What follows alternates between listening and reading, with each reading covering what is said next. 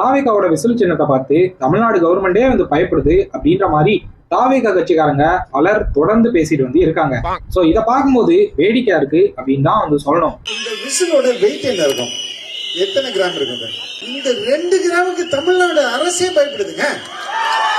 கிரிஞ்சுங்க, cringe of the year உங்களுக்கு அவார்டே தரலாங்க. எவராங்கண்ணே சூப்பர் கிரிஞ்சு.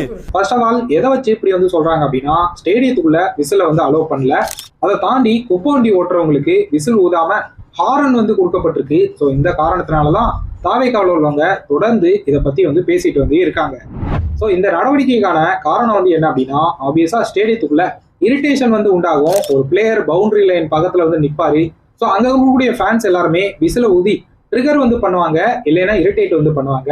அதை தாண்டி பல ஃபேன்ஸ் வந்து வந்திருப்பாங்க, இந்த டீமோட ஃபேன் அந்த டீமோட ஃபேன் அப்படின்னு சொல்லிட்டு மாறி மாறி காதுல விசில ஊதி இரிட்டேட் பண்ணுவாங்க. அப்படின்ற காரணத்துக்காகவும் நெக்ஸ்ட் தெருவுக்கு தெரு விசில வச்சு தாவேகா ஊதிட்டு தெரியுது அப்படின்ற பட்சத்துல குப்பையை கொட்டுறதுக்காக மக்கள் எல்லாருமே குப்பை வண்டி தான் வந்திருக்கு அப்படின்னு சொல்லிட்டு விசிலுக்காக வெளியில வந்து வர வாய்ப்பு இருக்கு. ஸோ இந்த மாதிரியான இரிட்டேஷன்களை தவிர்க்கிறதுக்காக தான் இந்த மாதிரியான நடவடிக்கைகள் எடுக்கப்பட்டிருக்கே ஒழிய விசில பார்த்து விஜயை பார்த்து பயப்படுறதுக்கு ஒண்ணுமே வந்து இல்ல.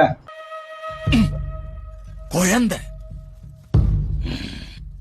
எவ்வளவு பார்த்திருப்பேன். சோ அப்படி ஒருவேளை தாவேகாவை பார்த்து எல்லாரும் பயப்படணும் அப்படின்னா தாவேகா கூட்டம் ஒரு ஜாம்பிஸ் கூட்டமா வந்து இருக்கணும். சோ அப்பதான் தாவேகா கட்சியை பார்த்து எல்லா கட்சிகளுமே வந்து பயப்படும், தமிழ்நாட்டில் உள்ள எல்லாருமே பயப்படுவாங்க.